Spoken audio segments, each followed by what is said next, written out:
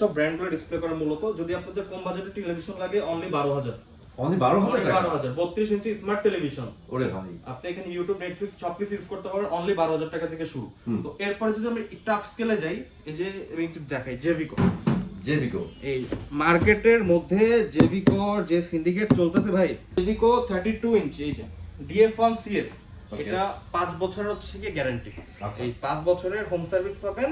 এটা মানুষ বলে মাত্র 500 টাকা লাভ করে, আচ্ছা মাত্র মানুষ 500 টাকা লাভ করে 17,000 টাকায় সেল করে। আমি লস করব? 32 ইঞ্চি জেভিকো টিভি DF1 CS আমি লস করে মাল বেচবো মাত্র 16,000 টাকা।